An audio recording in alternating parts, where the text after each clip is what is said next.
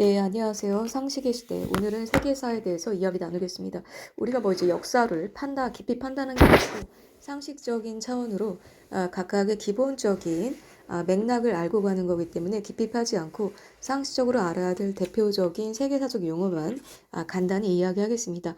먼저 세계사, 고대 사회에 대해서 이야기를 하겠습니다. 이제 고대 문명이라고 하면 이제 BC 3000년경 뭐 이런 걸 이야기하는데 우리 4대 고대 문명이라고 들어봤을 겁니다. 기원전 3000년을 전후하여 세계에서 가장 먼저 문명을 이루고 발전시킨 4대 지역입니다. 우리 아마 알 거예요. 메소포타미아 기원전 3500년경, 이집트 문명 기원전 3000년경, 황하 문명 기원전 3000년경, 그리고 인더스 문명 기원전 2500년입니다. 그러면 어떤 특징이 있냐? 메소포타미아 문명은 쐐기 문자, 60진법, 그리고 향무라비 법전을 편찬했습니다. 그리고 태음력을 제정했습니다. 티그레스 강과 유프라테스 강을 끼고 발전한 문명입니다. 이집트 문명은 폐쇄적인 지형, 상형 문자, 10진법 사용했고 피라미드, 스핑크스를 제작했습니다. 나일강 유역에 발전한 문명입니다. 황하 문명은 동아시아에서 가장 오래된 문명이고 갑골 문자를 사용했고 달력을 사용했습니다. 황하강을 끼고 발전한 문명입니다. 인더스 문명은 청동기, 그림 문자를 사용했습니다. 그리고 발달된 도시 문명, 엄격한 신분 제도가 특징입니다. 인더스강을 중심으로 발전한 문명입니다. 이 4대 문명의 가장 큰 특징은 이렇게 강을 끼고 발전했다. 그리고 기후가 온화하다. 관계가 용이하다. 강 근처니까 농사 질 때 물 끌어오기 좋았다. 그리고 토지가 비옥하다. 쐐기 문제 뭐냐? 서령 문자라고도 하여 점토판에 갈대로 만든 뾰족한 끝으로 찍어 쓴 문자로 세계에서 가장 오래된 문자입니다. 바로 메소포타미아 문명에서 발달을 했죠. 그럼 문명의 그 특징을 좀 다른 차원으로 비교하겠습니다. 마야 문명이 있습니다. 기원전 2000년에서 16세기, 그리고 오리엔트 문명이 BC 3000년경, 에게 문명은 BC 2000년경, 그리스 문명은 BC 499년에서 449년, 그리고 잉카 문명이 있습니다. 각각 어떤 특징이 있는지도 보겠습니다. 마야 문명은 멕시코와 과테말라 북부 패턴 지역을 중심으로 발달한 고대 문명입니다. 도시국가가 형성을 했고 천체 운행을 관찰했고 수학이 발달했습니다. 상형 문자를 사용했습니다. 오리엔탈 문명은 뭐냐? 고대 오리엔트 지방에서 발달한 것으로 이집트 문명과 메소포타미아 문명이 대표적입니다. 이집트 문명은 세계 최초의 문명, 아까 말한 그 4대 고대 문명 중에 하나죠. 그리고 태양력과 십진법을 사용했고 상형 문자를 사용했습니다. 메소포타미아 문명, 태음력, 60진법, 쐐기 문자를 사용했습니다. 에게 문명은 유럽 지역 최초의 문명으로 에게 주변에서 일어난 해양 모형입니다. 오리엔탈 문명을 그리스인에게 전달하는 중개자 역할을 합니다. 그리스 문명입니다. 에게 문명을 바탕으로 나타난 고전 문명으로 민주주의가 발달했습니다. 알렉산더에 의해 오리엔트 문명이 융합되어 헬레니즘 문화로 로마 등 각자 아주 다양한 지역에 전파되게 됩니다. 우리가 알고 있는 헬레니즘 문화라는 게 결국에는 결국에 오리엔트 문명이 융합되면서 그리스 문명이 이제 합해진 문화라고 할 수 있겠습니다. 그래서 이게 결국엔 로마로 퍼지게 됩니다. 그리고 이제 잉카 문명, 남아메리카 인데스 지방에서 번영한 문명입니다. 농경 생활이 발달했고 당연히 이제 물이 필요했겠죠. 관계와 도로와 운하가 발달하는 토목공사가 발달했습니다. 헬레니즘 문화에 대해서 조금 더 이야기를 하겠습니다. 그리스 문화가 오리엔트 문명과 융합되어 형성한 유럽 문화의 2대 조류로 로마 문화를 일으키고 인도의 간다라 미술을 탄생시켰습니다. 헬레니즘 문화가 이제 인도로 넘어가서 이제 간다라 미술이 만들어진 게 된 거죠. 네, 그리고 그리스 로마 신화에 대해서 이야기를 하겠습니다. 고대 그리스에서 발생해 로마 제국으로 이어지는 신화입니다. 어떤 내용이냐면 그리스 로마 신화는 제우스를 시작으로 신의 계보 및 12명의 신의 12신의 역할, 그리고 천지창조 신화, 영웅전, 기타 작은 스토리들로 구성되어 있는데 신화 전체의 절반 이상은 7개의 영웅전 스토리입니다. 트로이 전쟁의 그 전후를 다룬 일리아드와 오디세이아, 서양 문명의 출발인 미케네 건국자 페르세우스 이야기, 영웅의 고난기인 헬라클레스 이야기, 아마존 여왕을 사랑했던 테세우스 이야기, 로마의 전신인 라비니움 건국자 아이네이아스 이야기, 악녀 메데이어와 모험의 스토리, 이하순 원정대 이야기로 2500년 이상 인간의 상상력과 통찰력이 확장되어 성립됐습니다. 한마디로 고대 그리스에서 발생했던 아주 그 풍부한 상상력의 신들의 이야기라고 할 수 있겠습니다. 그 제우스 신을 시작으로 했는데 그럼 제우스가 어떤 신인지 좀 이야기를 하겠습니다. 신 중의 신으로 인간 세상을 처음부터 다시 창조하기 위해 사계절을 만들고 동물과 남자, 인간, 이어서 최초의 여자인 판도라를 만듭니다. 그러나 점차 인간들이 사악해지자 선한 인간인 데우칼리온과 피라 부부만 남기고 비로 온 세상을 다 쓸어버리고 새롭게 다시 인류를 번성시킨다는 스토리를 가지고 있습니다. 로마 문명입니다. 로마 문명은 BC 753년부터 AD 476년까지 그래도 거의 700년 동안 이제는 문명을 지속해왔던 대표적인 유럽 문명 중에 하나라고 할 수 있겠습니다. 로마 문명은 기원전 8세기경 라틴족이 이탈리아 테레베강 하류 지역에 세운 도시국가에서 시작된 제국입니다. 당연히 이제 로마 제국, 이탈리아를 배경으로 만들어진 문명이죠. 로마는 왕정, 공화정, 귀족, 민주정, 삼도 정치, 제정을 거쳐 황제, 군인 시대로 정치를 발전시켰습니다. 기원전 451년 12표법을 제정하여 평민의 권리를 확장하는 등 법률의 기초를 이루기도 한 로마는 게르만 민족의 대이동과 사라잔의 공격으로 세력이 약화된 후 1453년 오스만 튀르크, 오스만 제국에 의해 멸망되었습니다. 네, 그 다음에 계속 보겠습니다. 이 12표법이 뭐냐면 귀족들이 법을 독점하는 것을 배제하고 개인의 권리와 사유권을 보장하는 등 평민의 권리를 보장하였던 로마 최고의 성문법이라고 할 수 있겠습니다. 이미 기원전 8세기에 만들어진 로마 시대에 성문법이 만들어졌다는 걸 우리는 볼 수 있습니다.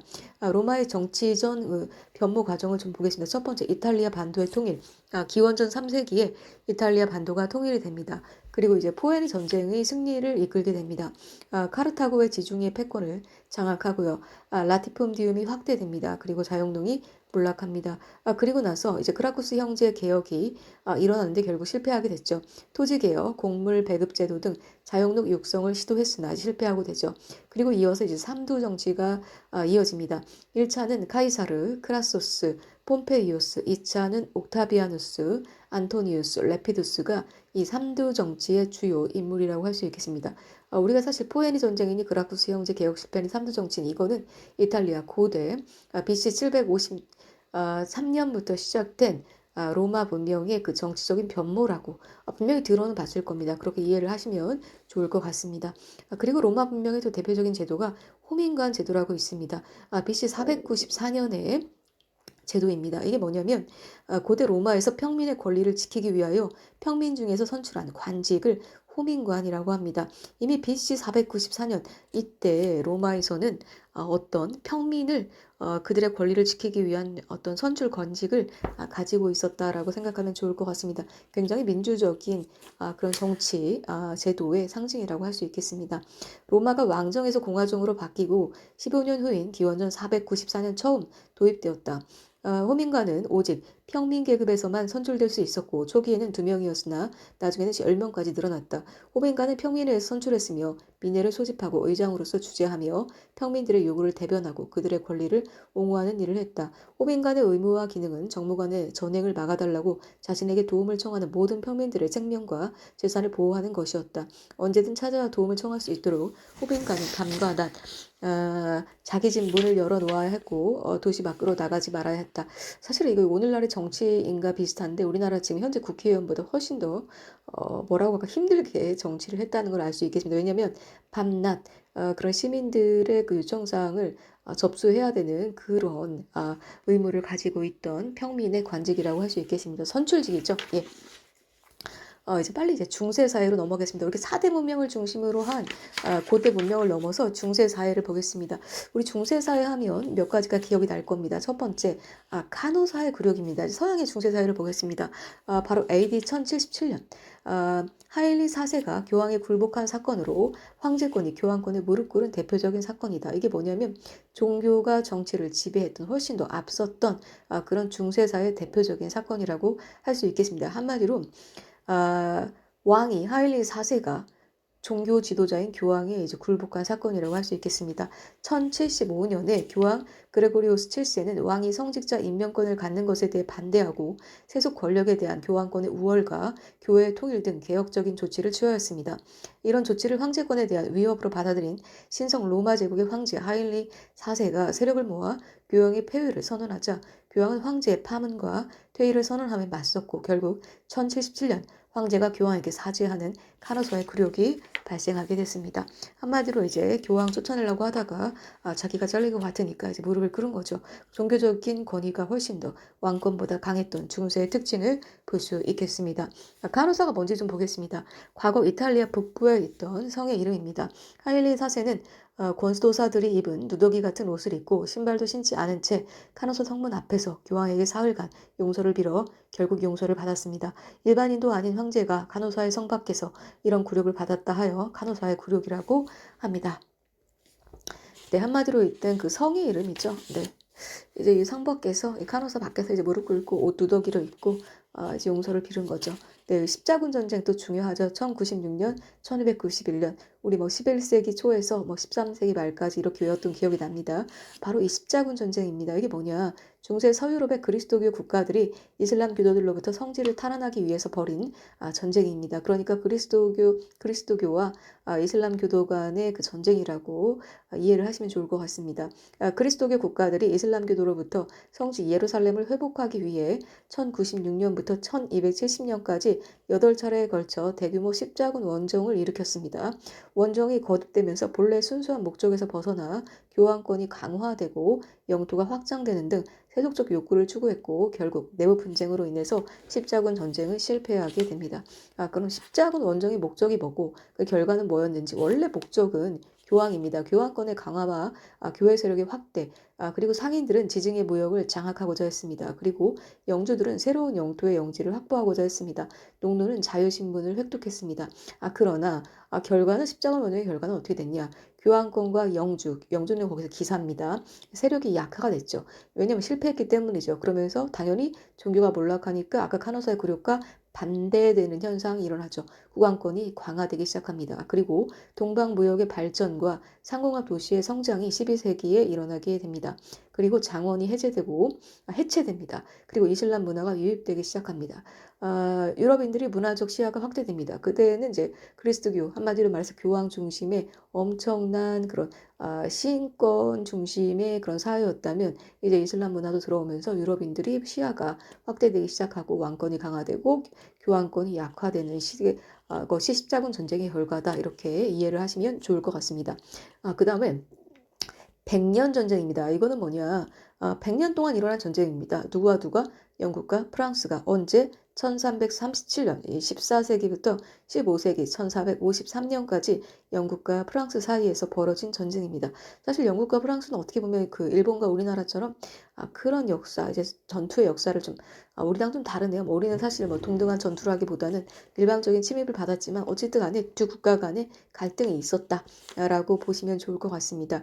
프랑스 왕의 계승 문제와 플랑드로의 양모 공업을 둘러싼 경제적 문제가 얽혀 영국군이 침입하면서 시작되었습니다. 초기에는 영국이 우세했으나 1492년 잔다르크의 활약에 힘입어 프랑스가 영토를 회복하였습니다.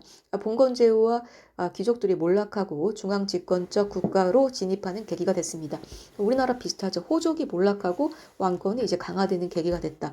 이 전쟁을 통해서 그런 결과가 일어났죠. 사실 영국이 쳐들어와서 처음에는 이제 강했겠지만 이제 어차피 이제 홈그라운드 프랑스를 쳐들어간 거기 때문에 결국에는 이제 프랑스가 이기게 되죠. 근데 이게 특히나 그 상징적인 인물 1492년 이 잔다르크 여자죠. 이 사람이 등장하면서 영토를 이제 회복하는 그런 계기가 됐고 그래서 그럴지 모르겠지만 그 잔다르크로 상징되는 이 15세기 말에 이 여전사 잔다르크 프랑스 여자들 기가 정말 엄청나게 센 걸 저도 좀 경험을 했습니다. 네. 플랑도르가 무슨 전쟁이냐? 왜냐하면 아까 양모공업을 둘러싼 경제적 문제 갈등이라고 했잖아요. 모직물 공업으로 번성한 북프랑스, 벨기에, 네덜란드에 걸친 지역인데 이걸 사실 영국이 이제 침입한 거죠. 뺏어가려고.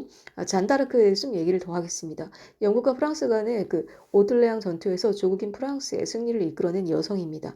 그리고 좀 비슷한 장미 전쟁이 있습니다. 그 장미, 어떤 내용인지 좀 보겠습니다. 1455년에서 1485년 30년간 영국의 왕위 계승을 둘러싸고 요크 가문과 랭커스터 가문이 대립하여 발생한 내란으로 각 가문의 집안의 상징 표시를 장미를 사용했기 때문에 장미 전쟁이라 부릅니다. 영국 내에서 왕위 계승을 둘러싼 그 귀족들 간의 전쟁이라고 할 수 있겠습니다. 이 전쟁은 랭커스터가 의 헨리 7세가 요크가의 엘리자베스를 왕비로 맞아들여 튜터 왕조를 여는 것으로 끝났습니다. 한마디로 둘이 결혼했습니다. 튜더 왕조는 중앙집권 체제 국가의 기틀을 마련하였고 봉건 무사 계급이 몰락하여 절대 왕조가 수립됐습니다. 갈등을 일으켰던 두 왕조가 결혼하면서 이제 사실 왕조가 강화됐고 당연히 왕권이 강화되면 지방 세력 호족은 약화될 수밖에 없는 거고 이렇게 됨으로써 절대 왕조가 이제 수립되게 됩니다. 네, 이제 사실 이렇게 생각하시면 좋을 것 같아요. 십자군 전쟁은 11세기 말에서 13세기에 걸쳐서 그리고 왕권이 강화되는 계기가 됐다. 사실 그 전에는 사실 교황권이 훨씬 더 셌다는 말이죠. 11세기에 카노사의 굴욕으로 대표되는 100년 전쟁은 그 이후에 14세기에서 15세기까지 영국과 프랑스의 전쟁인데 무슨 전쟁이냐? 영국이 프랑스 쳐들어갔다는 거죠. 플랑도르 이제 모직 공업에서 이제 모직을 좀 뺏어가려고 그렇지만 이제 프랑스 자기네 홈가른다에서 쳐들어온 영국을 격퇴하게 됐고 그 격퇴 앞에는 잔다르크라는 여전사가 있었다. 그것이 1492년이다. 그 장미전쟁은 그 15세기에 1455년에서 1485년 30년 동안 프랑스 가문, 영국 가문들끼리 자기들끼리 싸웠던 전쟁이라고 할 수 있겠습니다. 동양을 좀 보겠습니다. 동양의 중세사회입니다. 동방견문록 1298년도에 만들어진 책이죠. 마르코 폴로의 17년간의 아시아 여행담을 기록한 책입니다. 이탈리아 여행가 마르코 폴로가 1271년에서 1295년까지 동방을 여행하며 13세기 말에 동방을 여행을 한 거죠. 이탈리아 여행가 마르코 폴로가 경험한 것들을 담은 책으로 세계 불가사의라는 제목으로 발표한 바 있다. 1권은 서아시아와 중앙아시아, 2권은 원나라, 3권은 일본, 동남아시아, 아프리카에 대한 내용으로 과장된 점도 있지만 동양에 대한 유럽 사람들의 관심을 높였고 콜럼버스의 아메리카 대륙 발견의 계기가 되기도 됩니다. 콜럼버스는 15세기에 이탈리아의 탐험가로 지구가 둥글다는 것을 믿고 대서양을 서쪽으로 항해하며 쿠바, 자메이카, 도미니카 및 남아메리카의 중앙아메리카에 도착을 했습니다. 이제 콜럼버스는 이제 둥글다고 생각했기 때문에 뭐 지구가 네모나다면 언젠가 떨어져 죽겠지만 둥글둥글하기 때문에 계속 새로운 대륙을 발견할 것이라는 콜럼버스는 믿고 떠난 거죠. 근데 그 계기가 된 게 이제 사실 마르코 폴로의 동방견문록이라고 할 수 있겠습니다. 네, 그다음 이제 몽골 제국 얘기를 하겠습니다. 1206년 징기스칸이 몽골족을 통일하고 세운 제국이 그 몽골 제국입니다. 그럼 어떤 내용인지 좀 보겠습니다. 13세기의 징기스칸이라고 생각하시면 좋을 것 같습니다. 그리고 몽골 사람이다라고 생각하시면 좋을 것 같다. 몽골 제국은 엄격한 율령제 시행을 통해 강력한 황제권을 세우려 하였고 칭기즈칸이 죽은 뒤 차가다이, 오고타이, 킵차크, 일한국 등 사한국이 성립되었습니다. 제5대 쿠빌라이 칸에 이르러 국호를 원나라로 바꾸고 활발한 정복 활동으로 유라시아에 걸친 대제국을 건설하였습니다. 몽골이 뒤를 이은 게 사실 원나라고 아시아뿐만 아니라 중국 대륙뿐만 아니라 유럽까지 이제 진출을 한 대단한 그 성공한 그런 제국이라고 할 수 있겠습니다. 13세기 몽골은 찬란했다. 네, 그러나 황희계승 분쟁 등으로 인해 쇠퇴하였고 주원장이 명나라에 의해 축출되게 됩니다. 원나라 문화와 교류를 좀 보겠습니다. 문화는 몽골어를 공용어로 삼고 위구르 문자와 파스파 문자를 사용했습니다. 왕실에서 라마교를 지원했고 서민 문화를 발전시켰습니다. 교초, 집회를 발행하여 아시아와 유럽에서 유통을 하게 됩니다. 그리고 원나라에서 이슬람 서양 문명으로 넘어간 게 뭐냐면 화약과 나침판과 인쇄술이 전파되기 시작합니다.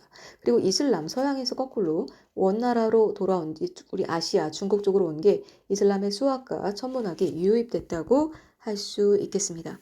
네, 우리는 한마디로 동양은 서양한테 화약이랑 나침판이랑 인쇄술, 청주 우리 배웠죠. 세계 쿠테르니코스 독일보다 200년 앞서서 200년인가요? 정확히 연도가 기억나지 않는데 코페르니쿠스보다 훨씬 더 앞서서 우리가 금속 활자라는 직지심경을 만든 것처럼 즉 우리의 그 인쇄술 그리고 나침밥, 화약은 이제 원나라 아시아에서 이슬람 서양으로 넘겼고 그때 이슬람에서 받은 거는 수학과 과학, 천문학이었다라고 기억을 하시면 좋을 것 같습니다. 빨리 넘어가겠습니다. 근현대 사회입니다. 근현대 사회에 제일 먼저 등장하는 게 바로 르네상스입니다. 이름 되게 좋잖아요. 르네상스. 이게 뭐예요? 한마디로 부활을 의미하는 말입니다. 14세기에서 16세기 그리스, 로마의 고전 문화를 부흥시키고 새로운 근대 문화 창조를 주장한 운동입니다. 이게 뭐냐? 우리 이제 그 한마디로 말해서 그 교황, 왕권의 침에 찌들려 있던 거에서 다시 인간 중심으로 가자라는 그 운동입니다. 그래서 고대 그리스, 로마 고전 문화를 부흥시키고자 했다는 거죠. 그래서 인간 중심의 새로운 근대 문화를 창조한 운동입니다. 중세 교회의 권위 몰락과 봉건사회 붕괴를 배경으로 이탈리아에서 발원하여 그 전 유럽으로 퍼져나가는 르네상스 운동은 종교에서 탈피하여 그리스 로마의 고전 문화를 부흥시키고 개인을 존중하여 인간적인 근대 문화 창조, 휴머니즘을 주장했습니다. 한마디로 그 신 중심의 종교 문화가 인간 중심의 문화로 들어온 건 사실 르네상스의 힘이 됐고 그 배경에는 고대 그리스 로마 문화가 있었다. 또한 자연에 대한 관심을 증가시킴으로써 자연에 대한 관심이 증가시키니까 당연히 이제 과학이 발전하게 되죠. 근대 과학 발전의 시발점이 되었고 유럽 근대 문명 발전의 원동력이 되었다. 그럼 이제 특징을 좀 볼게요. 이탈리아를 중심으로 배경이 지중해 무역의 중심지 도시와 상업의 발전, 시민층의 성장, 로마의 문화유산 간직, 비잔틴 학자들이 이주해 있는 상태였습니다. 정치적으로는 종교와 정치가 이제 분리가 됐습니다. 그리고 이때 그 유명한 마키아벨리의 군주론이 편찬되게 됩니다. 그 문학은 페트라르카의 서정시인 최초의 인문주의자가 시를 쓰기도 했고요. 그리고 보카치아의 데카메론이 발표됩니다. 그리고 미술은 정말 그 르네상스 때 너무나 유명한 사람들이 많이 나오죠. 바로 레오나르도 다빈치의 모나리자가 이 르네상스 시대 14세기에서 16세기 사이에 나온 대표작입니다. 그리고 미켈란젤로, 다비드상, 천지창조 뭡니까? 아주 인간의 신체를 아름답게 보여주고 있지 않습니까? 인간의 모습을 마치 신처럼 아름답게 묘사한 거죠. 그리고 라파엘로, 성모상 등 인간과 자연의 아름다움을 표현을 했습니다. 건축은 성 베드로 성당, 미켈란젤로가 설계를 했죠. 그리고 르네상스 양식이 대표적입니다. 쇠퇴하게 됩니다. 신학로 개척 이후에 지중해 무역 쇠퇴에 따라 이탈리아의 무역 도시가 쇠락을 하게 됩니다. 그리고 정치적인 분열이 일어납니다. 르네상스 문화가 발전할 수 있었던 거는 바로 이 지중해를 둘러싼 상인들이 예술가들을 서포트하면서 발전했는데 지중해 무역이 쇠퇴함으로써 당연히 상인들이 돈도 떨어지고 이탈리아 문명인 이 당시 르네상스 문명도 쇠퇴기를 가게 됩니다. 그 다음에 바로 북유럽으로 넘어가겠습니다. 르네상스가 지면서 이제 북유럽 문화에 대한 특징이 16세기 이후 종교적 사회적 비판으로 나타나게 됩니다. 종교적인 사회적 비판은 뭐냐? 작품으로는 에라스무스 네덜란드의 작가입니다. 우심예찬에서 교회 부패를 풍자합니다. 그리고 토머스 모어 영국 작가죠. 유토피아에서 이상적 평등 사회를 제시합니다. 그리고 그 유명한 셰익스피어가 바로 이 르네상스 이후 16세기 이후의 영국 작가입니다. 햄릿, 베니스의 상인 등 영국의 국민 문학을 발전시킵니다. 그리고 에스파냐의 세르반테스 그 유명한 돈키호테의 작가입니다. 그리고 중사의 기사도를 거의 약간 사이코처럼 풍자하는 작품을 만듭니다. 우리는 재밌지만 결국 이거는 중세의 기사도를 풍자하는 작품이라고 할 수 있겠습니다. 그래서 14세기, 16세기의 그 지중해를 이탈리아를 중심으로 한 르네상스, 인간 중심 문화의 그 부흥, 그리고 이어서 르네상스 거의 말에 16세기의 그는 르네상스 끝은 어떻게 됐냐? 결국엔 종교와 사회를 비판하는 문학들과 다양한 문학 작품들을 통해서 그 특징을 알 수 있습니다.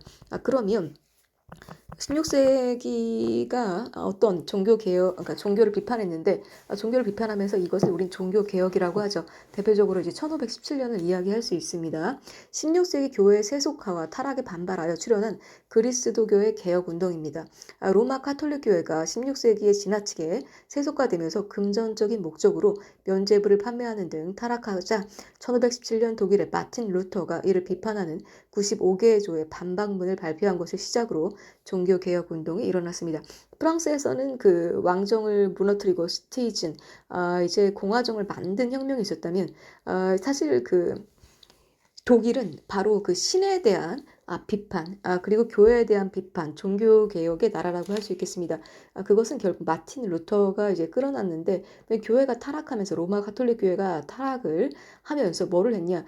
이걸 사면 너의 죄를 사해주나라는 죄를 사회에 주는 그런 문서 이런 것들 이게 면죄부죠. 이걸 돈 주고 팔았던 거죠. 이게 말이 안 되죠. 돈 내면 너의 죄는 사하여준다라는 거죠. 한마디로 교회가 굉장히 세속화되고 타락하니까 독일에 있던 마틴 루터가 이것을 반박하는 95개 죄 반박문을 냈습니다. 이게 바로 종교개혁입니다. 16세기 1517년입니다. 이후 스위스의 츠빙글리, 프랑스의 칼뱅 등에 의해 전 유럽으로 퍼졌고 그 결과 카톨릭으로부터 이탈한 프로테스탄트라는 신교가 성립됐습니다. 이때부터 그리스도교와 신교가 분리가 되기 시작합니다. 그리스도교 한마디로 말해서 그 당시에 이 종교개혁을 기반으로 타락에 대한 비판하는 그 종교가 남겨지고 그러면서 우리는 좀 깨끗한 종교, 신교를 만들자. 이게 바로 프로테스탄트라고 할 수 있겠습니다. 그럼 조금 우리가 종교개혁의 대표적인 운동가인 루터와 칼뱅에 대해서 이야기를 하겠습니다. 루터는 면죄부 판매에 반발하여 독일 사람이죠. 95개조 반박문을 발표했습니다. 그리고 칼뱅은 프랑스 사람이죠. 예정설, 직업 소명서를 뭔가 주장하게 됩니다. 우리의 직업은 하늘이 우리에게 내려준 소명이다. 이렇게 얘기를 한 거죠. 루터는 지지계층이 독일 제후와 농민층입니다. 그리고 칼뱅은 주로 상공 시민층의 그 지지를 받습니다. 그리고 루터는 이제 그 아우구스부르크 회의에서 이런 사상이 인정받게 되고요. 1555년 그리고 칼뱅의 종교개혁은 베스트팔렌 조약 1648년에 이러한 주장이 이제는 승인을 받게 됩니다. 면죄부 아까 제가 충분히 설명을 했죠. 로마 교황이 교회의 건립 비용과 교회의 부족한 재정을 해결하고자 금전이나 재물을 봉헌한 사람들에게 죄를 면해준다는 뜻으로 교부한 증서를 말합니다. 왠지 그 돈을 내면 내가 죄를 사하여 줄 것 같죠. 그게 면죄부죠. 안 내면 왠지 그 죄를 벌받을 것 같고 이러한 사람들의 불안 심리를 이용한 교회의 세속화된 모습이라고 할 수 있겠습니다. 그 마틴 루터는 사실 이거를 반박한 거죠. 로마 카톨릭 교회의 부패에 반기를 든 독일의 종교 개혁자로 카톨릭 교회의 교리와 폐쇄성의 의문을 제기하고 성경을 통한 하나님과 직접적인 접촉과 하나님의 구원을 설파했습니다. 너네 교회는 썩었어. 나는 내가 직접 성경을 기반으로 하나님을 믿겠어 하는 게 이제 종교개혁 마틴 루터의 입장이었습니다. 근데 이어서 이제 종교개혁의 열매라고 할 수 있는 청교도 혁명이 일어납니다. 청교도 혁명은 종교개혁이 일어난 한 100년 후 17세기에 1642년에서 1660년 정도에 영국에서 청교도를 중심으로 일어난 시민 혁명입니다. 그럼 청교도가 뭔지 좀 볼까요? 찰스 1세가 권리청원을 승인한 후 의회를 해산시켜 11년간 의회를 소집하지 않고 전제 정치를 단행하자 내전이 시작되었고 결국 크로멜이 이끈 의회파가 승리하여 공화정이 수립됐고 찰스 1세는 처형되었습니다. 영국도 이제 프랑스 혁명보다 더 앞서서 의회 권력이 결국에는 왕권을 물리치죠. 왕권을 물리친 게 아니고 왕을 그냥 처형시켰습니다. 그러면서 공화정을 영국 역시 성립하게 되죠. 이것이 바로 시민혁명입니다. 그러나 공화정의 대표가 된 크롬웰이 근데 본인 역시 이 왕을 찰스 1세를 처형했지만 본인 역시 독재 정치를 펼치고 불만을 사면서 크롬웰 사망 후 찰스 2세가 다시 왕정으로 복귀하게 됩니다. 크롬웰의 독재 정치의 특징은 뭐냐? 청교도에 입각한 금욕적인 독재 정치를 실시하면서 한마디로 이제 들쓰고 열심히 일하자 뭐 이런 금욕적인 그런 독재 정치를 실시합니다. 그러면서 항해법을 제정하고 네덜란드의 중개 무역에 타격을 줍니다. 그러면서 아일랜드 반란을 진압하고 이런 여러 가지 독재적인 모습을 보이게 됩니다. 한마디로 말해서 왕을 찰스 1세를 치고 이 사람이 공화정을 만들고 이걸 청와대 혁명인데 청교도 혁명인데 이 사람이 타락하고 독재를 하니까 다시 이제 왕정이 찰스 2세가 다시 복귀하는 상황이 벌어지게 됩니다. 그럼 계속 이 영국의 혁명은 어떻게 되는지 보겠습니다. 바로 영국의 대표적인 혁명은 명예혁명이 있습니다. 1688년 영국에서 일어난 시민혁명으로 영국 의회 민주주의의 시발점입니다. 다시 이제 영국은 의회 민주주의로 돌아오게 됩니다. 어떤 내용인지 보겠습니다. 배경은 찰스 2세와 제임스 2세의 전제정치 강화와 친카톨릭주의에 반대한 의회가 심사법과 인신보호법을 제정했습니다. 과정은 의회가 제임스 2세를 축출합니다. 제임스 1세는 아까 말한 제임스 2세를 추출합니다. 그리고 제임스 2세의 딸 메리와 네덜란드 총독 윌리엄을 공동왕으로 추대합니다.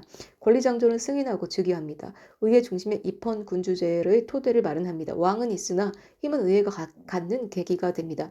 권리장전을 승인하고 즉위하면서 이때부터 이제 의회 중심의 입헌 군주제의 토대가 마련되고 앤 여왕은 스코틀랜드를 병합하여 대영 제국을 성립하게 됩니다. 하노버 왕조가 이제 들어서게 됩니다. 앤 여왕 사후 스튜어드 왕조가 단절됩니다. 독일 하노버 공 조지 1세가 즉위하여 하노버 왕조를 개정합니다. 그리고 내각 책임제가 성립됩니다. 결과는 어떻게 됐냐? 세계 최초로 입헌군주제가 성립되었으며 의회 중심 식민지 개척과 산업 발전의 기반을 확립하게 됩니다. 이때부터 영국이 힘을 얻고 한마디로 정치가 안정이 되니까 다른 나라를 쳐들어가서 이제 열강이 되면서 이제 그 말로 제국주의에 나서게 된 거죠. 식민지를 개척하게 됩니다. 그러면서 자기는 굉장히 산업적인 발전을 이루게 되죠. 의회는 다른 혁명에 비해 피를 적게 흘린 무혈 시민혁명 운동으로 아까 청교도 혁명에서는 찰스 1세를 처형했지만 그런 거 없이 자기들이 왕을 추진하고 왕을 만들고 그의 힘을 뺏고 의회의 권력을 실제 권력으로 세우고 권리 장전을 승인하고 이런 것들이 누굴 죽이고 이런 것들이 아니고 거의 그 피를 흘리지 않은 무혈 시민혁명으로 의회 정치 발달에 토대를 마련했다고 해서 명예롭다 해서 명예혁명으로 이름 붙여졌습니다. 이 심사법이 뭐냐? 찰스 2세 때 의회가 제정을 했습니다. 반포한 법률로 영국의 관리, 의원은 반드시 영국 국교도만 된다. 고 규정하였으며 왕의 카톨릭 부활 정책에 대항하여 만든 것입니다. 인신보호법은 뭐냐면 1679년 찰스 2세 때 부당한 구금에 따른 인권 침해를 방지하기 위한 의회에서 제정, 반포한 법률로 불법으로 국민을 체포하지 못하며 국민은 정식 재판을 요구할 권리가 있음을 규정하였습니다. 의회 내각제를 하면서 국민의 권리를 신장하는 법인 인신보호법이라고 할 수 있습니다. 이게 영국 같은 경우 17세기 1688년 프랑스 혁명이 일어나기 약 100년 전에 영국에서는 이런 의원 내각제를 가짐으로써 내부적으로 굉장히 강화되기 시작했죠. 그럼으로써 이제 외부로 제국주의를 할 수 있는 힘을 얻었다고 할 수 있겠습니다. 네, 그 다음 권리장전 좀 얘기를 하겠습니다. 권리장전. 뭐 제국주의는 물론 그 이후에 20세기 일어난 일이긴 하지만 어찌됐든 영국이 이렇게 되면서 산업혁명도 하고 정치적인 안정을 기반으로 산업화를 추구했다. 힘을 얻기 시작했다. 수백 년 전부터 이렇게 이해를 하면 좋을 것 같습니다. 그럼 권리장전이 뭐냐? 좀 보겠습니다. 명예혁명의 결과로 이루어진 영국 헌정사상 가장 중요한 의미를 지니는 법률이라고 할 수 있겠습니다.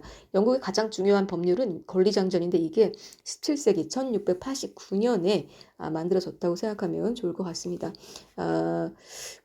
명예혁명 다음해인 1689년 영국에서 공포된 권리선언으로 영국 헌정의 여러 원칙을 밝힌 법률입니다. 국왕은 의회의 동의를 거치지 않고 법률의 적용 및 과세, 상비금 모집을 할 수 없도록 명시했으며 국민의 청원권과 언론 선거의 자유를 보장했습니다. 한마디로 국왕이 의회의 동의를 거치지 않고는 법률도 못 만들고 세금도 못 걷고 군인도 모집할 수 없는 허울뿐인 자리뿐인 왕으로 만들고 이 모든 건 의회 권력에서 나오게끔 만들었고 그리고 국민의 청원권과 언론 선거 자유를 보장함으로써 이제 민주주의를 실현하게 되는 거죠. 영국 의회 민주주의 기반이 되었으며 후에 미국의 독립선언, 프랑스 혁명에도 영향을 끼친 게 영국의 권리장전이다. 1688년. 프랑스 혁명 그 이후에 100년 후에 프랑스 혁명에 영향을 줬죠. 이 명예혁명의 결과는 1689년 그 다음에 권리장전으로 이어지고 이것은 100년 후에 프랑스 혁명에 영향을 끼치게 되고 미국의 독립선언에도 영향을 줬다라고 이해를 하면 좋을 것 같습니다. 권리장전의 주요 내용은 제1조 국왕이 의회의 동의 없이 법의 효력을 정지시키거나 법 집행을 정지할 수 있는 권력이 있다고 하는 주장은 위법이다. 한마디로 말해서 법의 효력은 왕 맘대로 할 수 없다. 국회 동의 없이 맘대로 안 된다. 제4조 국왕이 의회 승인 없이 의회가 승인하는 것보다 장기간에 걸쳐 또 의회가 승인하는 것과 다른 방법으로 세금을 징수하는 것은 위법이다. 세금도 못 걷어요. 제9조 의회 내에서의 발언, 토론 및 의사 진행의 자유는 의회의 어떠한 법정이나 다른 장소에서 탄핵되거나 신문의 대상이 될 수 없다. 의회에서 자유롭게 의견을 낼 수 있는 법안이라고 할 수 있겠습니다. 이것이 권리장전이고 1689년 그리고 100년 후에 프랑스 대혁명 1789년에 영향을 주게 된다. 그리고 1688년 명예혁명의 결과다라고 영국의 법률이죠. 그리고 낭트 칙령에 대해서 얘기를 하겠습니다. 낭트 칙령은 1598년입니다. 프랑스 앙리 4세가 발표한 종교 칙령으로 개인적인 종교의 자유를 인정한 법률이라고 할 수 있겠습니다. 먼저 좀 볼게요. 1598년 프랑스의 앙리 4세가 당시 차별받던 개신교도에게 카톨릭교도와 동등한 권리를 주어 개인 신앙의 자유를 인정한 종교적 칙령입니다. 이 칙령으로 인해 프랑스의 종교 전쟁인 위그노 전쟁이 종결되었습니다. 한마디로 구교와 신교 간의 갈등이 있었죠. 그래서 신교는 인정하지 않고 카톨릭교인 구교만 인정하였는데 결국엔 1598년 낭트 칙령으로 둘 다 인정을 하게 됨으로써 그 프랑스 내부의 종교 전쟁이던 위그노 전쟁이 마무리가 되죠. 위그노 전쟁이 뭐냐? 그 6세기 프랑스에서 발생한 개신교도와 카톨릭교도 간의 종교 전쟁으로 위그노는 프랑스의 개신교 신자들을 가리킵니다. 네, 그럼 계속 가겠습니다. 프랑스 혁명입니다. 아까 말한 1789년. 구제도를 타파하고 자유, 평등, 박애, 사회를 건설하기 위해 일어난 시민혁명입니다. 자유, 평등, 박애입니다. 어떤 내용인지 좀 보겠습니다. 1789년에 발발해서 1794년까지를 우리 프랑스 혁명의 기간이라고 합니다. 프랑스에서 일어난 시민혁명으로 당시 절대 왕정이 지배하던 앙싱 레짐으로 인해 평민들의 불만이 증가하고 있었다. 이에 시민들이 바스티유 감옥을 습격하면서 혁명이 시작됐고 그 결과 새로운 헌법을 정하고 프랑스 공화정이 성립됐습니다. 루이 16세를 단두대에서 목을 날리고 그리고 그의 부인 앙뚜아네트도 한 달인가 세 달인가 있다가 역시 기요틴이라는 단두대에서 목을 날립니다. 그러면서 이 시민들이 그 왕정을 다 때려엎죠. 그리고 귀족들 다 모가지를 날리죠. 그러면서 공화정을 선포하게 됩니다. 그래서 시민혁명이죠. 대신에 피를 많이 흘린 시민혁명이라고 할 수 있겠습니다. 프랑스 혁명은 정치 권력이 왕족과 귀족에게 시민으로 옮겨진 역사적 전환점이 되었습니다.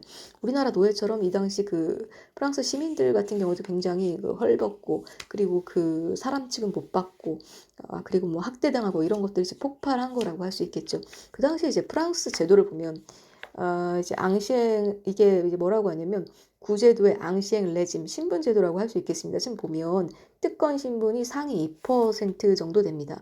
이 사람들은 세금을 면제받고 연금을 수령하고 관직을 독점합니다. 그리고 땅을 많이 가지고 있어요. 토지의 40%를 소유합니다. 그러니까 상위 2%가 토지의 40%를 소유하게 된 상태라고 할 수 있겠습니다.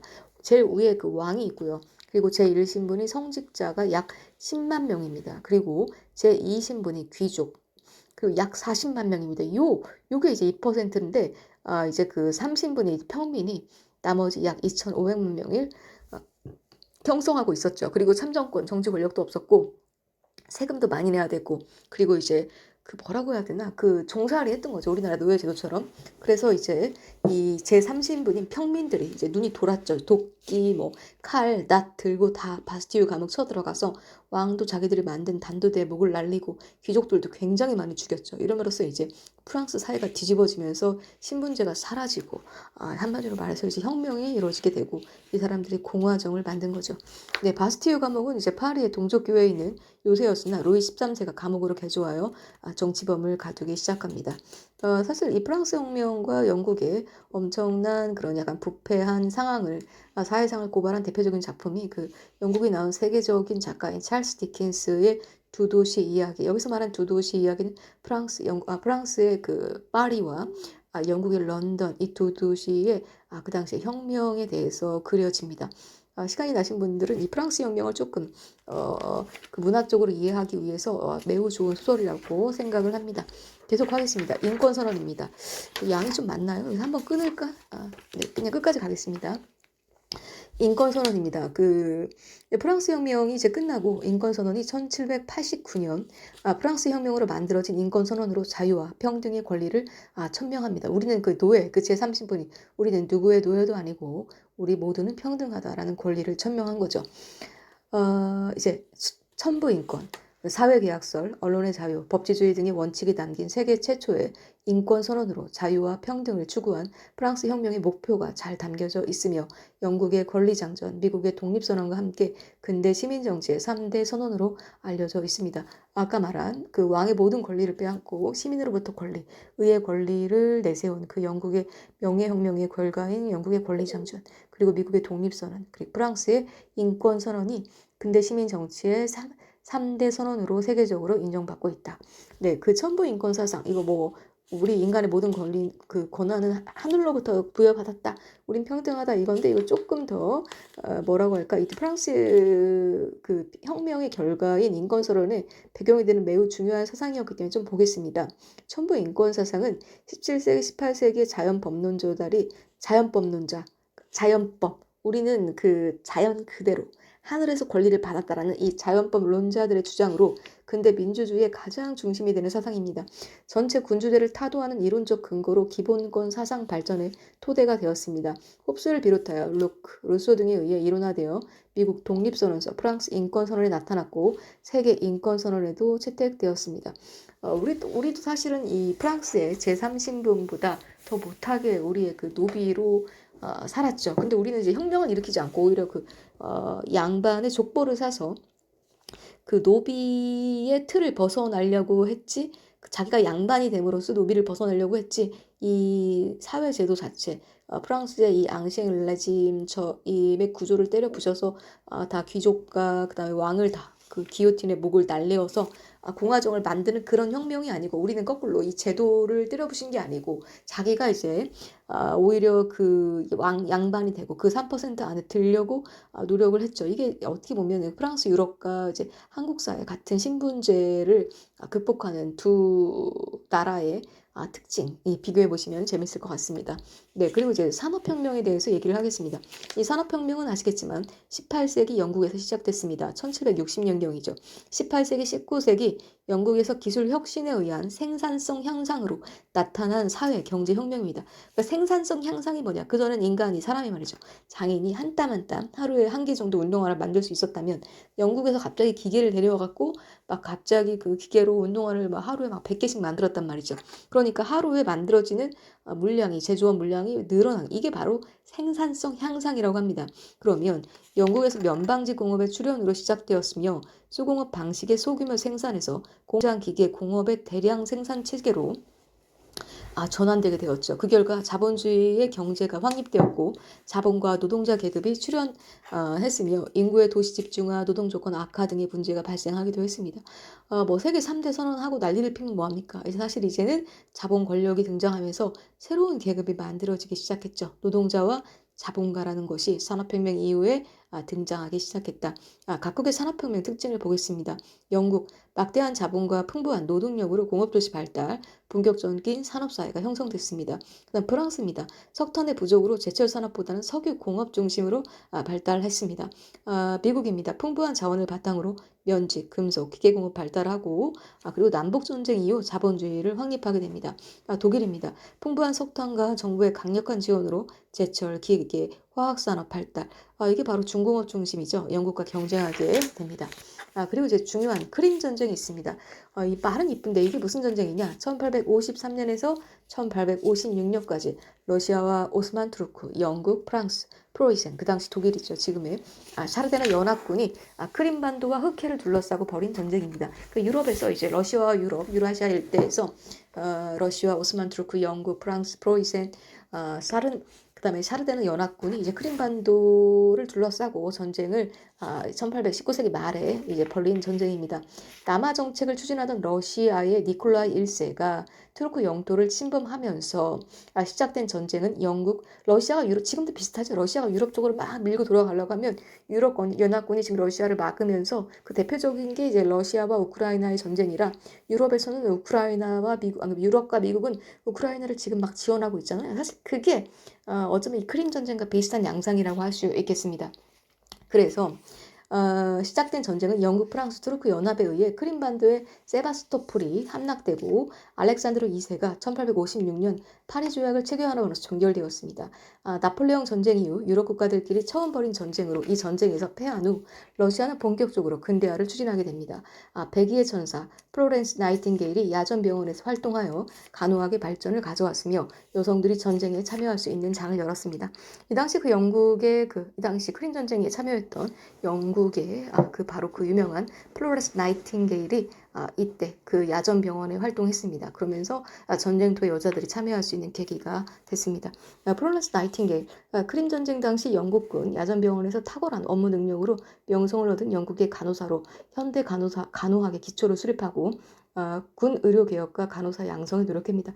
영국 사람들이 얼마나 이런 전통과 그 히스토리, 역사에 그 관심이 많은지 아직도 그 나이팅게일이 나온 그 영국 런던의 그 상당히 명문 대학이죠. 킹스 칼리지 런던 대학에 가면 그 노벨 문학상을 받은 사람, 그리고 뭐 나이팅게일처럼 자기 그 학교에서 배출한 그런 유명한 인사들의 그 모습이 깃발로 플래그로 뭐라고 할까 장식되어 있는 모습을 볼 수 있습니다. 네, 그 다음에 이제 동양으로 좀 보겠습니다. 동양의 근대사회입니다. 생각보다 좀 저는 빨리 끝날 줄 알았는데 양이 조금 있네요. 뭐 마무리하겠습니다. 그래도 이제 끝까지 자르지 않고 이왕 온 거. 네, 이제 뭐를 볼 거냐? 동양의 근대사회를 좀 볼 겁니다. 이제 동양의 근대사회, 삼민주의, 1905년. 동양의 근대사회는 사실 조금 뒤로 밀렸죠. 이제 20세기까지 옵니다. 1905년 전후에 중국 순원이 제창한 이념으로 민족주의, 민권주의, 민생주의, 민으로 시작하는 게 세 개 있다. 삼민주의인데 첫 번째 민족, 그다음 민권, 민생. 이게 뭔가 봅시다.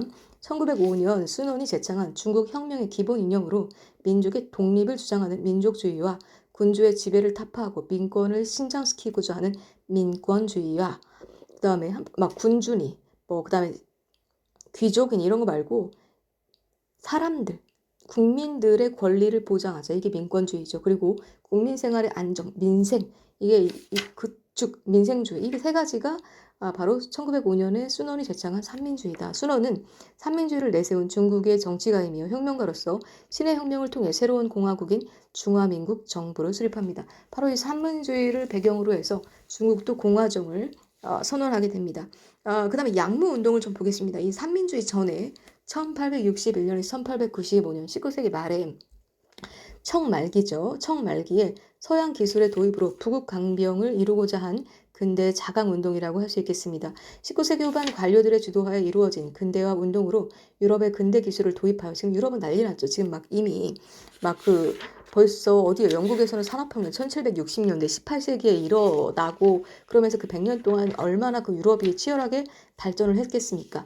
그러니까 이 이제 19세기 말에 이 이제 유럽에서 이런 것들이 있는 거 우리 받아들이자 이런 게 이제 그 중국의 양모 운동이라고 할 수 있겠습니다.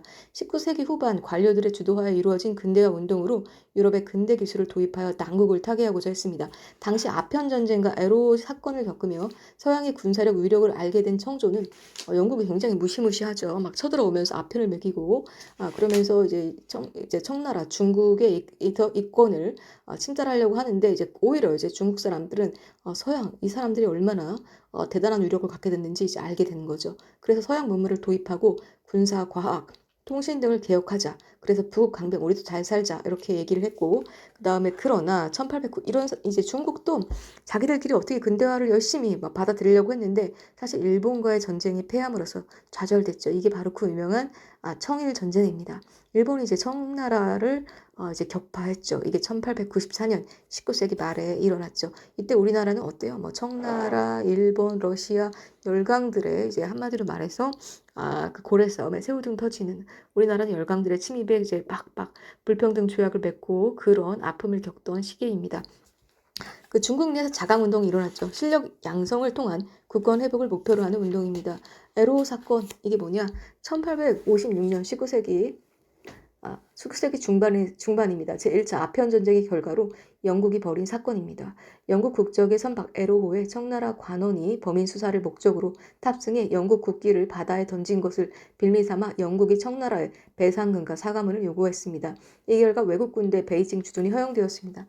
영국 사람들이 얼마나 무시무시했는지 그 유럽에서 배 타고 와갖고 중국까지 쳐들어왔는데 자기 배에 이제 중국 사람들이 당연히 자기 그 나라에 쳐들어왔으니까 이제 그 한마디로 이제 순찰을 해야 되지 않겠습니까? 그 배에 들어가서 탑승해갖고 이제 그 쭉 이제 수사를 하는데 이제 그러면서 그 수사를 하던 그 중국 사람이 말이죠. 영국의 그 에로 깃발을 집어 던진 거죠. 영국의 에로에 꽂혀 있던 영국 깃발을 바다에 던진 거죠. 왜 우리나라에 쳐들어왔어? 이러면서 영국 깃발을 딱 던졌는데 영국이 이것 봐라 하면서 이걸 다 쳐들어가갖고 싹 해갖고 돈 배상금 받고 사과문 요구하고 안 그러면 다 박살내버리 이렇게 하면서 그걸 계기로 니네 베이징에 우리가 주둔을 하면 니네 좀 조금 우리가 좀 다스려야겠어.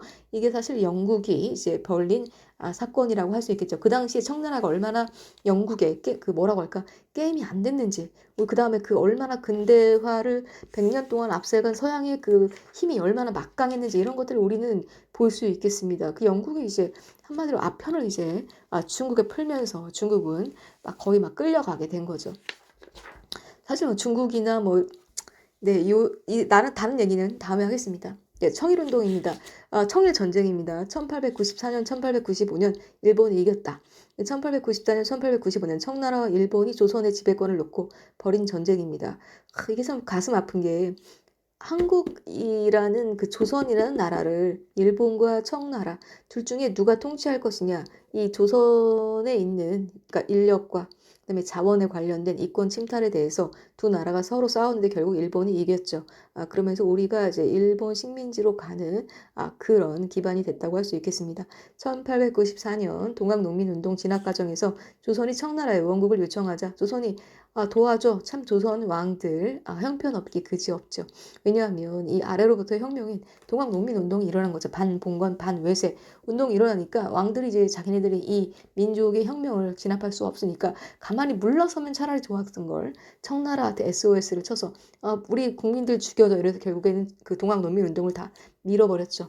연구를 요청하자 일본이 1885년 청가 맺은 텐진조 왜냐하면 이 텐진조약이 뭐냐면 청나라가 들어가면 우리도 들어간다라는 그런 조약이었거든요. 그러니까 청나라와 일본이 힘을 합쳐서 왕의 SOS 요청을 받아서 결국에는 우리나라 국민들을 죽이는 사건이죠. 왕이라는 사람들이 외세를 불러서 같은 민족을 죽인 사건이라고도 할 수 있겠습니다. 청일전쟁이 반발했습니다. 이 전쟁에서 승리한 일본은 시모노세키 조약을 맺고 조선에 대한 정치적 주도권을 쟁취합니다. 결과적으로 일본이 쳐들어와는 한마디로 말해서 뭐 양탄자를 깔아줬다. 레드카펫을 깔아줬다라고 볼 수도 있겠습니다.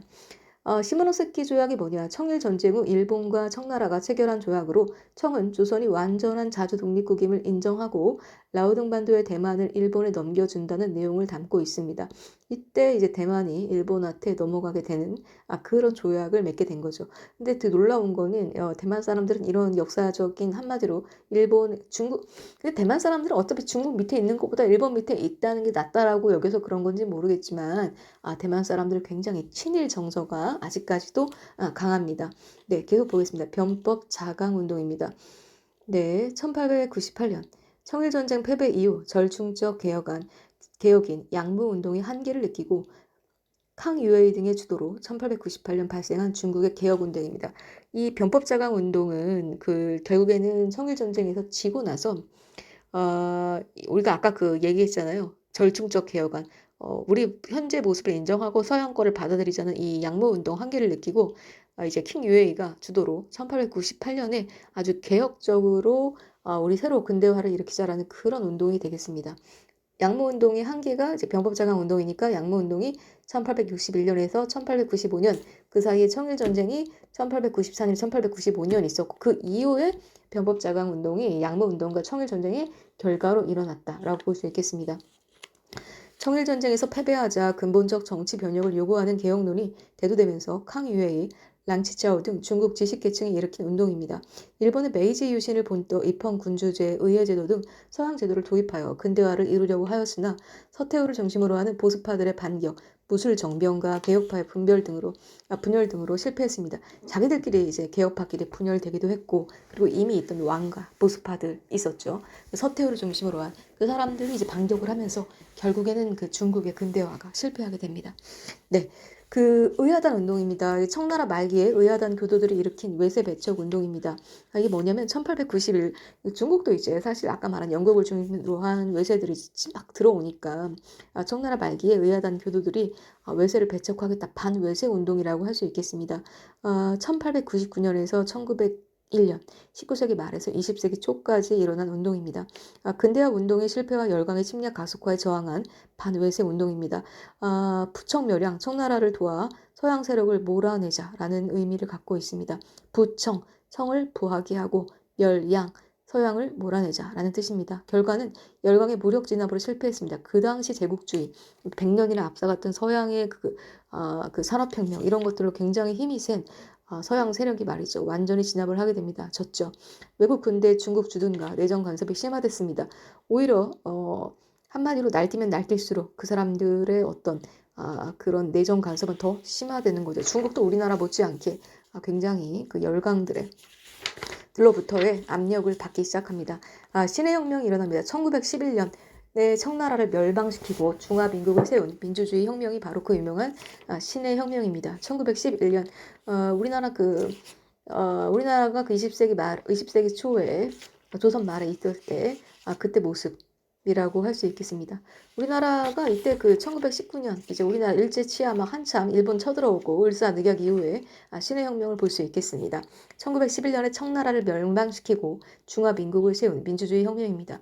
열강의 침략에 무력한 청왕조에 대한 반감이 증대하는 가운데 순원이 중국 동맹회를 결성하고 1905년에 삼민주의를 제창했습니다. 나라를 뺏기자 이제 민중을 찾기 시작한 거죠. 삼민주의. 의아단 운동 후에 순원이 이끄는 중국 혁명 동맹회 등을 중심으로 무창에서 군대가 봉기한 것을 계기로 혁명운동이 전국에 파급되어 중화민국 임시정부가 수립되고 순원이 임시대총통에 취임하여 공화정을 선언했습니다. 이어서 청제의 퇴위에 대신하여 위안스카이가 임시대통령에 취임하면서 청조가 무너지고 중화민국이 탄생한 게 1911년입니다. 이게 계속해서 중국의 근대화를 지금 봤습니다. 그럼 이번에 일본의 지금 근대화를 보겠습니다. 일본은 사실은 더 빨리 문을 열었죠. 메이지 유신이 1868년 19세기 중반에서 말로 넘어가는 그 시기 1868년에 메이지 유신이 일어납니다. 일본에서 19세기 후반에 발생한 대규모의 정치적, 사회적 변혁을 그야말로 거의 혁명적으로 이루었죠. 일본 같은 경우에는 19세기 후반 일본의 메이지 천황 때에도 막부를 타도하고 천황을 쟁점으로 중앙 집권적 통일 국가를 수립하여 일본을 자본주의 및 근대화로 이끈 개혁운동입니다. 메이지 유신은 서구의 근대화를 모델로 근대화를 추진하였는데 특히나 영국 중심으로 펼쳐졌죠. 이 개혁으로 왕정 복구가 이루어졌으며 입헌 정치가 추진되고 에도 막부는 붕괴되었습니다. 거의 영국형 모델이죠. 왕은 있고 그 다음에 실제 정치는 그 의회에서 이루어지는 입헌 정치가 일어난 거죠. 그리고 그 전에 있던 에도 막부는 붕괴됩니다. 정치적인 특징은 국왕 중심의 중앙 집권 체제가 수립됩니다. 그리고 경제는 토지, 조세제도 개혁합니다. 상공업이 진흥시키고요. 근대 은행이 만들어집니다. 그리고 근대적 공장을 설립합니다. 그리고 신분제도를 철폐하죠. 봉건적인 특권을 폐지하고요. 또 기타 의무 교육을 시행하고 유학생을 파견하고 징병제를 실시하고 우편 철도 제도를 실시합니다. 이렇게 해서 19세기 말이 아니죠. 거의 19세기 중반 굉장히 빨리 근대화 혁명에 성공한 일본이 힘을 키우게 됩니다. 네, 그제 서양의 현대사회를 좀 보겠습니다.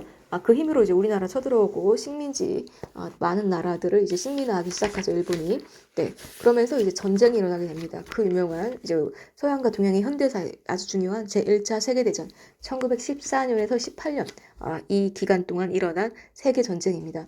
1914년에서 18년 유럽 국가와 미국, 러시아 등이 참여한 최초의 세계 대전입니다. 1914년 사라예보 사건을 계기로 하여 동맹국 독일, 오스트리아와 연합국 프랑스, 영국, 러시아, 이탈리아, 일본 여기서 중요한 게 마침 러시아, 일본은 연합국 편이 아닐 것 같지만 1차 대전 때는 일본과 러시아가 바로 연합군 편이었다는 걸 우리가 눈여겨볼 필요가 있다. 그리고 오스트리아가 독일 편이었다. 동맹국. 사이에서 벌어진 전쟁으로 대규모 세계대전으로 발전하였다. 4년 4개월간 지속된 전쟁은 독일의 항복과 연합국의 승리로 끝났으며 연합국과 독일은 1919년 베르사유 조약을 맺었습니다. 그러면서 사실 일본도 승전국이 되겠죠. 당연히 이탈리아도 마찬가지고 러시아도 마찬가지고요. 그러면 이 사라예보 사건이 뭐냐. 오스트리아 아까 말한 그 바로 동맹국이죠. 독일과 오스트리아 황태자 프란츠 페르디난트와 그의 왕비가 사라예보에서 세르비아인 청년에게 암살당한 사건으로 오스트리아 세르비아에 선전포고를 하면서 제1차 세계대전의 시발점이 됩니다.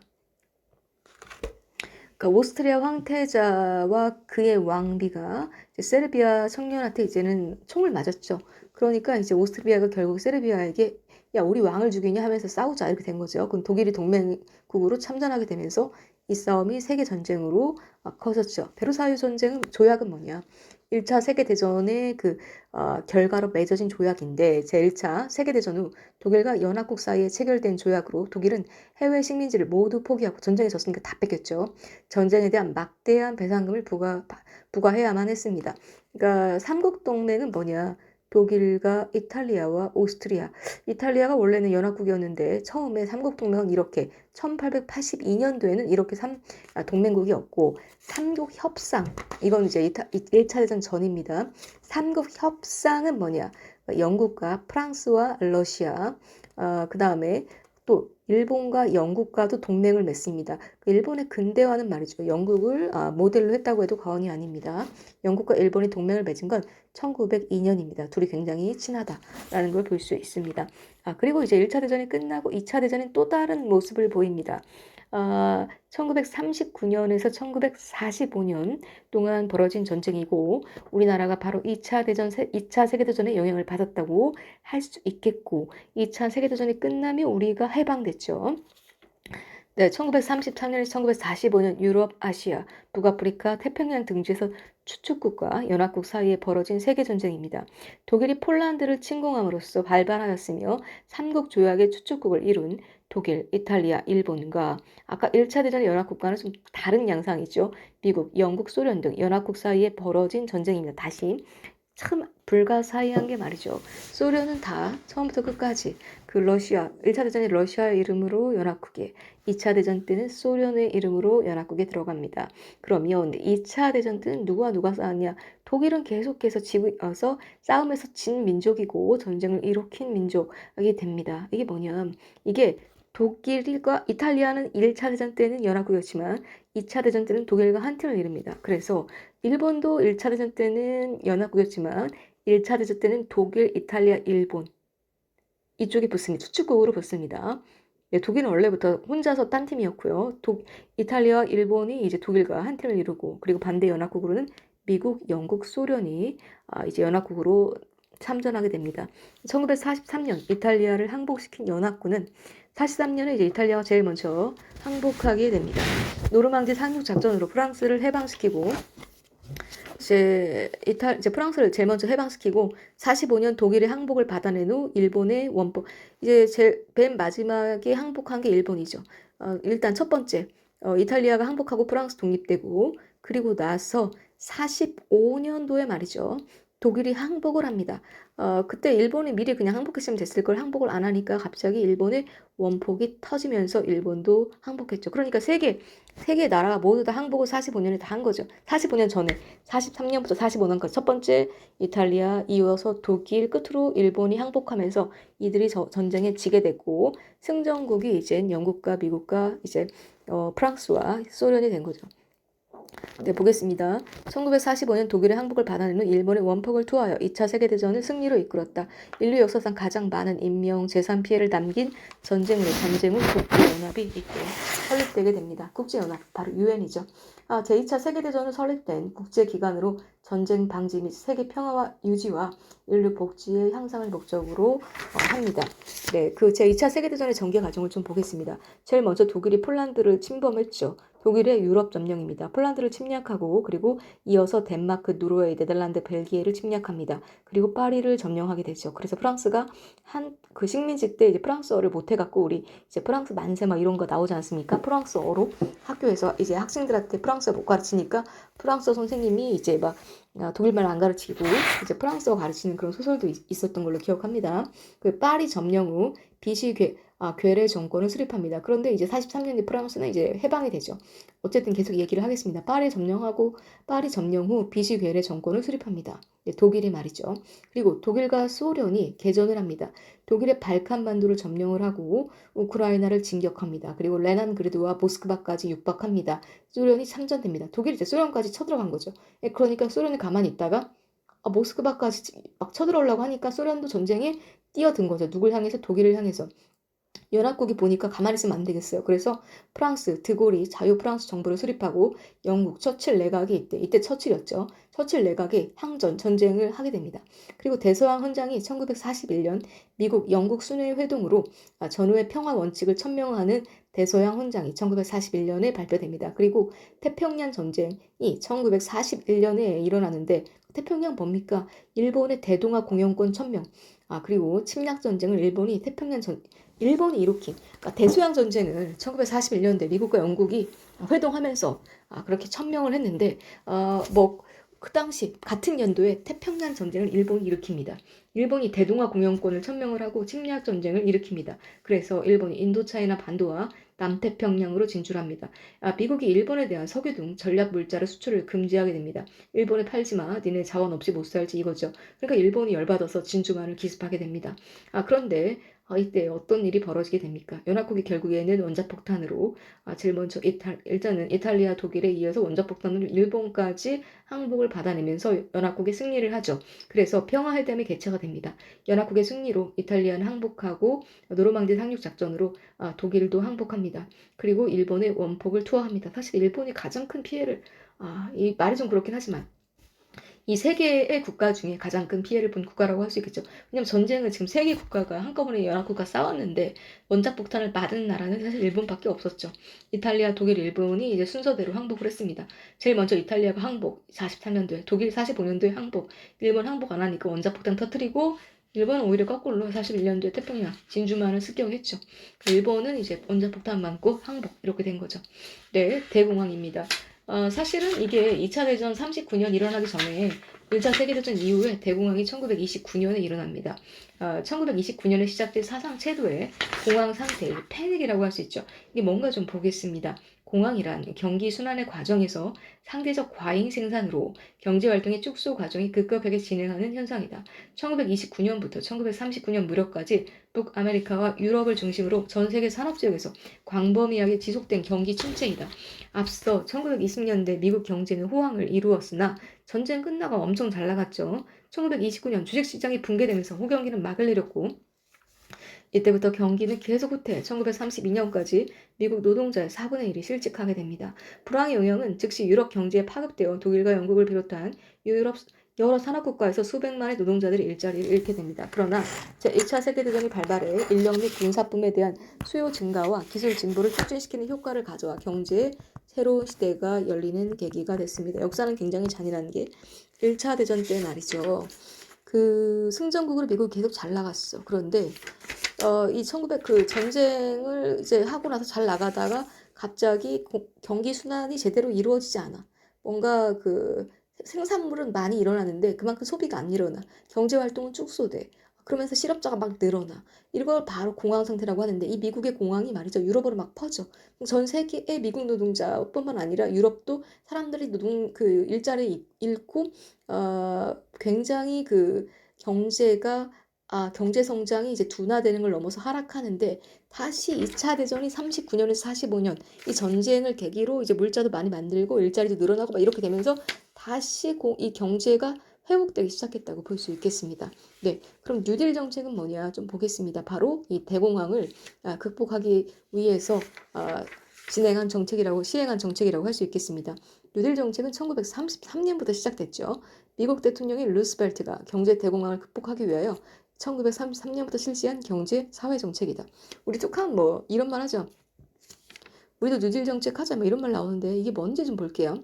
루스벨트는 대공황을 극복하기 위해 수정 자본주의 이론을 바탕을 둔 뉴딜 정책을 추진했다. 뭐냐면 자본주의라는 건 시장에 맡기는 건데 가만히 두니까 뭔가 안 돼. 정부가 좀 들어가겠어. 그래서 어떤 건 투자하고 어떤 거는 뭐 없애버리고 이러면서 정부가 그 시장에 이제 간섭하게 되는 거죠. 이게 자본주의는 자본주의인데 정부가 끼어들었다. 그래서 뭔가 바뀌었다. 수정한다. 그래서 수정 자본주의입니다. 이는 자본주의 경제 체제 모순을 극복하기 위해 정부가 경제 문제에 개입하고 복지를 확대하는 것을 특징으로 합니다. 루스벨트는 상품의 생산량을 조절하고 기업의 독점적인 활동을 규제하였으며 테네시강 유역개발공사와 같은 대규모의 공공사업을 벌여 고용을 촉진하고 노동자의 단결권과 단체 행동권을 인정하였으며 최저임금제를 실현했다.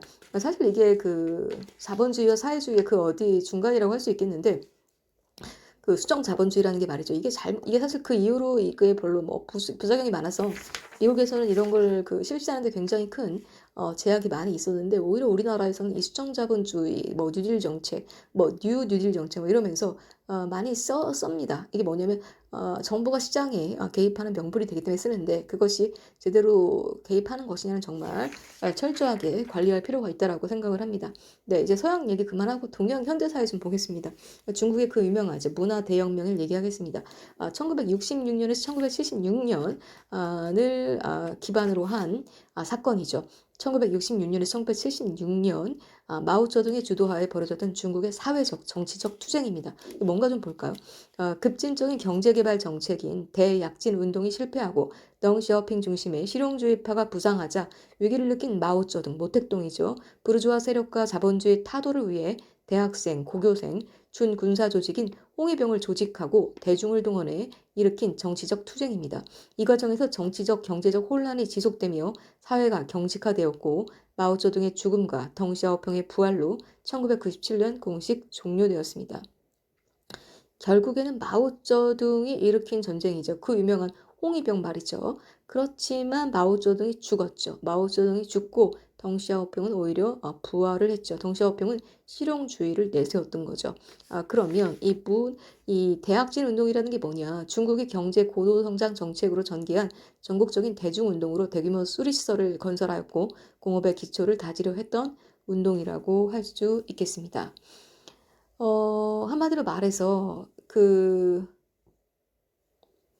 덩샤오핑을 실용주의 이것을 타파하려고 했지만 결국에는 본인이 죽게 되죠.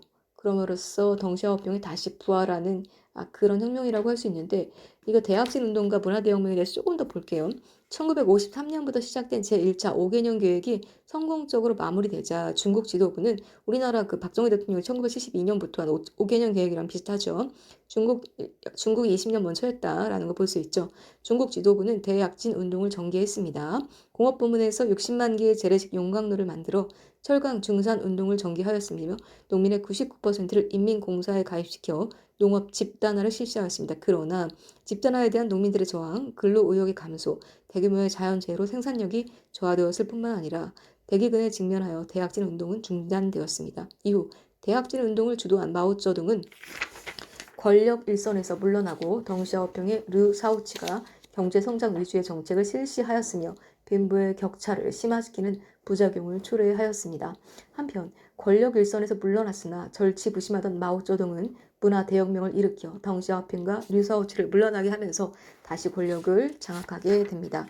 원래는 덩시아오핑이 결국에는 어떻게 결과를 맞았냐면 등장을 다시 했는데 그것과 관련된 게 바로 그 유명한 천안문 사태입니다. 이 천안문 사태가 뭐냐? 1989년, 사실 그렇게 오래된 얘기가 아니에요. 민주화를 요구하던 학생과 시민들을 무력으로 진입한 사건입니다. 사실 이게 성공했으면 중국이 또 어떻게 됐을지 모르겠지만 이 천안문 사태가 어떻게 됐는지 볼까요?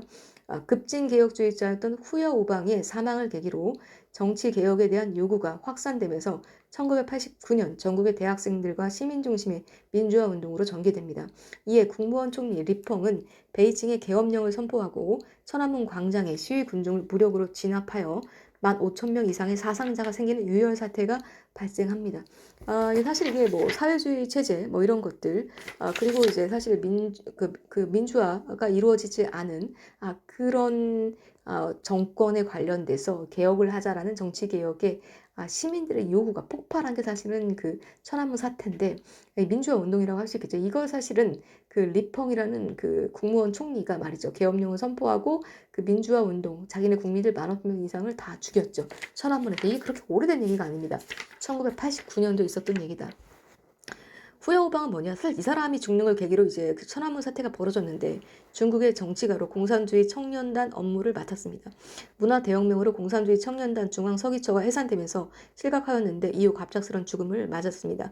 이에 그의 명예회복과 민주화를 요구하는 학생과 시민들의 시위가 일어났습니다. 천안문 사태가 발생하게 되는 계기가 됐다. 우리가 좀 이렇게 기억하면 좋을 것 같아요. 1989년 얼마 되지 않은 가까운 과거에 말이죠. 중국의 민중의 민주화 운동인데 이 당시에 중국 정권은 다 죽였다. 15,000명 이상을 천안문에서. 그것이 천안문 사태라고 할 수 있겠습니다. 그 전에 사실 문화대혁명도 있었다. 문화대혁명이라는 건 아까 말한 대로 1966년에서 76년 마오쩌둥이 주도해서 벌어졌던 중국의 사회적, 정치적, 이거는 민주투쟁이 아니에요. 급진적 경제개발 정책인 대약진 운동. 아까 빨리 근대화하자 이런 거죠. 우리 다리도 만들고 댐도 만들고 이런 거 하자는 거죠. 근데 이게 실패를 한 거죠. 덩샤오핑 중심의 실용주의파가 이제 부상하게 됩니다. 앞에 오히려 거봐 우리 실용주의를 해야지 급진주의는 안 되잖아라고 덩샤오핑이 이제 부상을 했죠. 근데 이거 덩샤오핑이 너무 잘 나가는 게 아니야라고 하니까 이제 목택동이 왠지 이러면서 안 될 것 같아. 그래서 이제 부르주아 세력과 자본주의를 타도하자. 돈 있는 상업주의 같은 거 자본주의 하면 안 돼. 사회주의 운동해야 돼. 하면서 이 사람들을 타도하자고 홍위병을 모아서 대중까지 모아갖고 다 죽여야 된다라고 투쟁을 했지만 사실 그 전 세계적인 흐름이 이런 사회주의 운동을 지금 뭐 지지해줄 사람이 없겠죠. 왜냐면 상업주의는 지금 막 엄청나게 발전하고 있는 상황이었기 때문에 결국엔 모택동이 죽게 되면서 덩샤오병이 등장을 다시 했다라고 할 수 있겠습니다. 그게 이제 사실은 모택동이 만든 이제 우리는 모택동 다른 말로 이제 덩샤 모택동 다른 말로 마오쩌둥이 죽게 된 그 운동이 이제 문화 대혁명이라면 그러니까 천안문 사태는 그것과 다르게 이제 민주화 운동 투쟁이라고 할 수 있겠습니다. 연도가 좀 달라요. 그 뒤에 1989년도에 그래도 인도로 좀 가겠습니다. 인도의 그 유명한 사람은 누가 있죠? 바로 간디가 있죠. 간디 뭡니까? 수아라지 운동이라고 해서 이게 뭔가 좀 볼까요? 이거는 조금 1920년도 20세기 초입니다. 1906년 인도의 간디가 영국으로부터 독립을 위해 일으킨 자치운동입니다. 사실 인도는 영국의 식민지였죠.